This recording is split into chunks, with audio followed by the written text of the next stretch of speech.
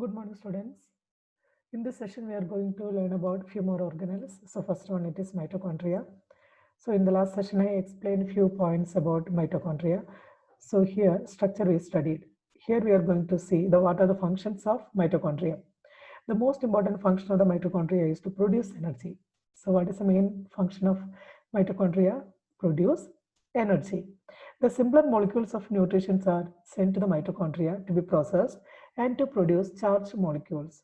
So after this nutrients, nutrients, it's a simple form. These simple molecules, it will go to mitochondria and it is to be processed and produce charged molecule. These charged molecules combine with oxygen and produce ATP molecules. Adenosine triphosphate. ATP means adenosine triphosphate. So this charged molecule combine with oxygen and what it produce? ATP molecule. This process is known as oxidative phosphorylation. But it is called oxidative phosphorylation. Second function of mitochondria, it helps the cell to maintain proper concentration of calcium ions within the compartments of the cell. It helps to maintain proper concentration of calcium ions. Third function, mitochondria also help in building certain parts of blood and hormones like testosterone and estrogen. These are reproductive hormones. So they help in building certain parts of blood and also some hormones like testosterone, estrogen, etc. The liver cells mitochondria have enzymes that deoxify ammonia. Okay, so liver usually, what is function of the liver? It deoxify poisonic things. So this liver cells mitochondria, they have some enzymes that deoxify ammonia. The mitochondria also play an important role in the process of apoptosis or programmed cell death. It means abnormal death of cells due to the dysfunction of mitochondria can affect the function of organ. So here you can see, so this is cellular respiration. Okay, here it mainly three-process glycolysis, Krebs cycle, and also electron transport chain and oxidative phosphorylation. This is cellular respiration.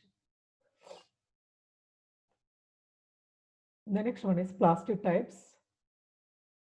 There are three types of plastids: chromoplast, chloroplast, and leucoplast. So what are the difference between these three? Chromoplast, chloroplast, and leucoplast. Clear. So plastids based on the pigments. So there are different chlorophyll like that. There are different pigments are present.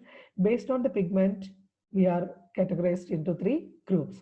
So these are the three groups of plastids. We divided into three different groups based on type of pigment. First one is chloroplast. It has chlorophyll. What it contains? It contains chlorophyll, imparts green color to plants. Second, chromoplast has carotenoid pigments like carotene and xanthophyll. It imparts red, orange, or yellow color to the plants. Okay, so carotenoid pigments like carotene, xanthophyll, etc., which are the color it will give red, orange, yellow color to plants. The leucoplast, which is colorless, stores nutrients. There are three types. They are ameloplast, eleoplast, and eleuroplast. Each has different, there are three types of leucoplast: ameloplast, eleoplast, and eleuroplast. Each has different functions. One stores starch, second one stores fats, third one stores proteins. Okay, ameloplast stores starch, eleoplast stores fats, eleuroplast it stores proteins. So these are the three different types of leucoplast. So what is meant by this chloroplast? Chloroplasts are elongated disc-shaped organelles which contains chlorophyll.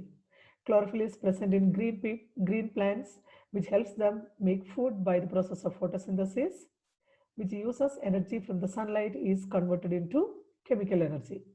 So as you know, this chloroplast, it contains chlorophyll, that is a pigment. With the help of that, green plants, they can make their food. The process is known as photosynthesis. For that, it uses energy from the sunlight. Here, this light energy is converted into chemical energy. Chloroplasts are plastids which are found in fruits and are yellow, orange, and red in color. Leucoplasts are colorless plastids. They are found in roots, seeds, and underground stems. Clear? So chloroplasts are plastids which are found in foods and are yellow, orange, and red in color. Leucoplast, colorless. First chloroplast, this is chromoplast. Okay, chromoplast, they are found in fruits and it gives yellow, orange, and red color. Leucoplast, they are colorless. Before we told it is colorless. Plastids, they are found in roots, seeds, and underground stems because they are colorless.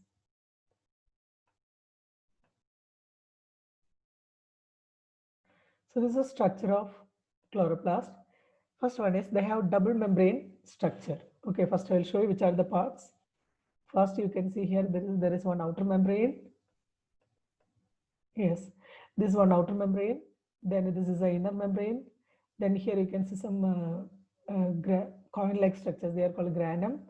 Then this part, this is called lumen. Then these are the thylakoids, and this is stroma. Yes, the first part, they have a double membrane structure. They have their own DNA, circular and naked, and ribosomes 70S. Okay, so they have their own DNA. The DNA may be circular and naked, and ribosomes 70S. The next, thylakoids. Just now I showed these are the thylakoids. Flattened discs have a small internal volume to maximize hydrogen gradient upon proton accumulation. The next part, it is grana. Thylakoids are arranged into stacks to increase volume ratio of the thylakoid membrane. Photosystems. Pigments organized into photosystems in thylakoid membranes to maximize light absorption. That is photosystems. Stroma. Central cavity that contains appropriate enzymes and a suitable pH for the Calvin cycle to occur. That is stroma here. This part is called stroma. The next is lamella. Lamella, it connects here you can see the connections. It connects and separates thylakoid stacks or grana, maximizing photosynthetic efficiency. So these are the different parts of the chloroplast. So thylakoids, grana, photosystems, stroma, lamella.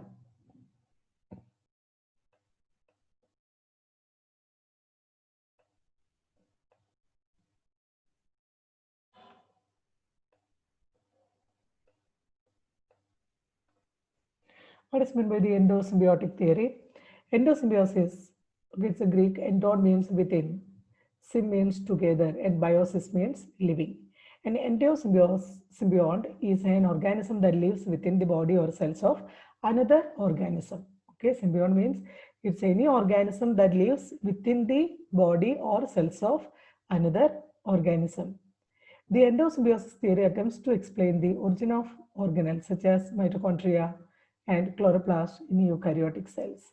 So what is this theory? It attempts to explain the origin of organelles such as mitochondria and chloroplast in eukaryotic cell. According to this theory, modern eukaryotic cells evolved from simple phagotrophic cells that ingested bacteria and cyanobacteria. The prey was not digested and physiological processes of the endosymbionts were used by the host. So that is a theory beyond this.